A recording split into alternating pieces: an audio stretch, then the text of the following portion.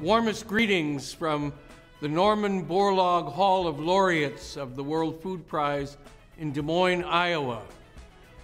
I send my warmest congratulations to Professor Louise Fresco, the president of Wageningen University, on the centennial observance of the founding of that distinguished place of learning, as well as on the birth of the Wageningen Borlaug Youth Institute. You know, in the second decade of the 20th century, two events took place, far apart, but now related. In 1914, in the American state of Iowa, Norman Borlaug was born on a farm outside the little town of Cresco.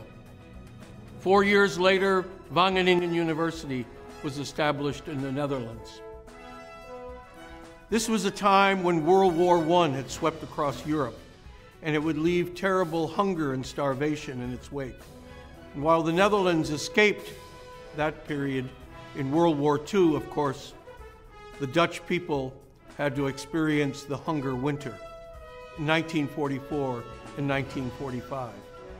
And it was that same year that Norman Borlaug, having graduated with a PhD degree from the University of Minnesota, went to Mexico, where he would work for 2 decades to perfect miracle wheat, which he then brought to India and Pakistan in the 1960s as they faced imminent mass starvation.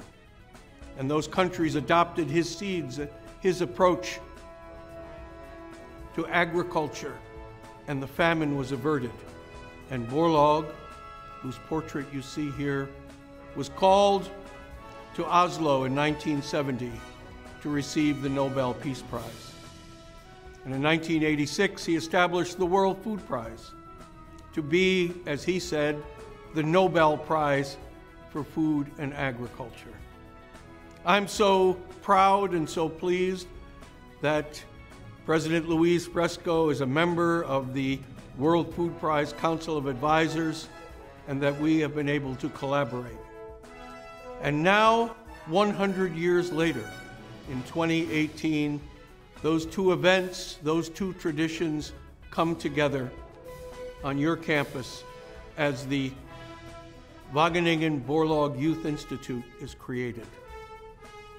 This opportunity to inspire young students was always at the heart of Dr. Borlaug, and his desire to leave behind as his legacy students like yourself who will be the leaders in the next 30 years as we face the single greatest challenge that human beings have ever confronted.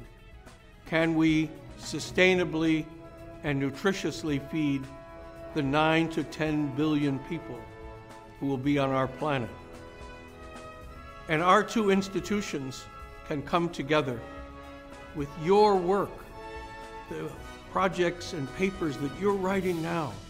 This is the beginning of the process where you as students can begin to focus not only on food and agriculture, but on related issues of climate and sanitation and the environment. All of these come together as part of the great issues of global food security. I'm looking forward to seeing you all in August at the culmination of the Wageningen Youth Institute, and then welcoming some of you to come to Iowa in October as we present the World Food Prize and we hold the Global Youth Institute, so that you and the students from America and around the globe who will be here will be able to share your experiences, share your lessons, share those things that you've learned. Congratulations.